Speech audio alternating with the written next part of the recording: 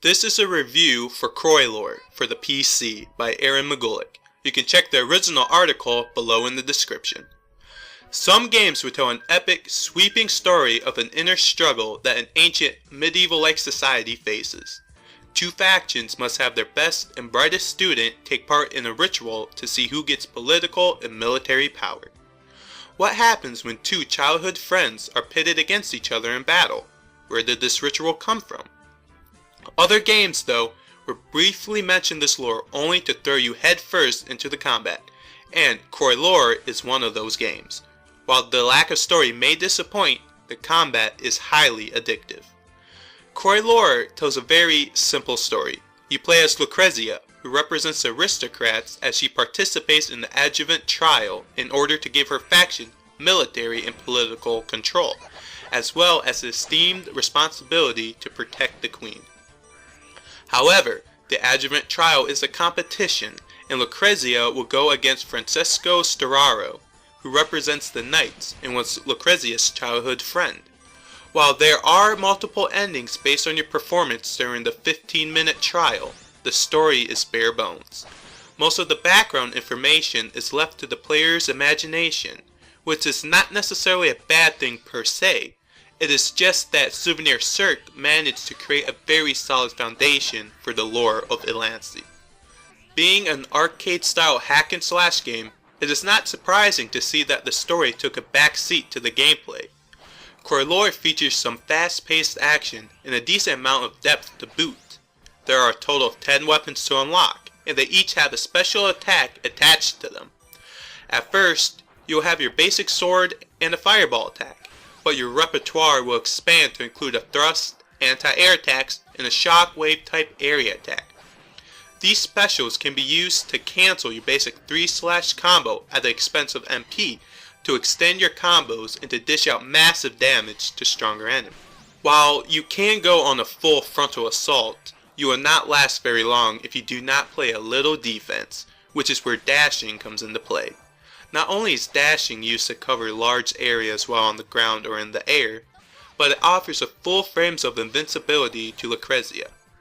This is invaluable when surrounded or when avoiding potential damage from a larger enemy.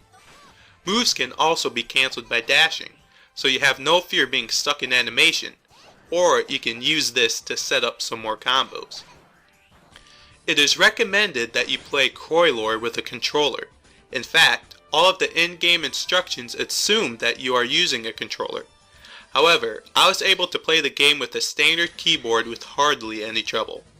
But if you have a controller laying around, such as an Xbox 360 one, you should use it, because combos are much easier to pull off that way. Souvenir Cirque managed to keep Croixleur running at 60 frames per second, and, for the most part, consistently so. There is some slowdown here and there, especially when enemies start to flood the screen, or you do too many special abilities in a short period of time.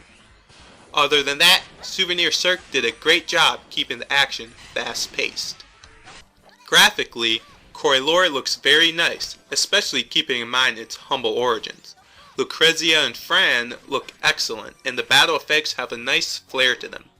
Enemies look good, but their designs are repetitive due to the reliance on palette swaps. Naturally, the darker the color, the stronger the enemy will be. The same can be said for the backgrounds. Besides a change in color, you would think you're fighting in the same area. Bosses, on the other hand, do look impressive in regards to design and scale and do well to break up the sense of sameness. When it is all said and done though, Croixleur does look nice in spite of the repetition. Croixleur does not feature extensive voiceovers, which is understandable given that it is a doujin title. What voiceover is available is used on battle cries and grunts, with small amount of narrative taking in the form of text. Notwithstanding, the soundtrack is very catchy. In fact, I have no doubt that the music would be stuck in your head shortly after you begin the game. More importantly, the battle sound effects are rather nice. Not once did Lucrezia slashes sound weak, and the effects of some of the abilities are really well done. There are 3 gameplay modes to explore in Croixleur. First is the story, which has you trying to complete the adjuvant trial in a 15-minute time limit.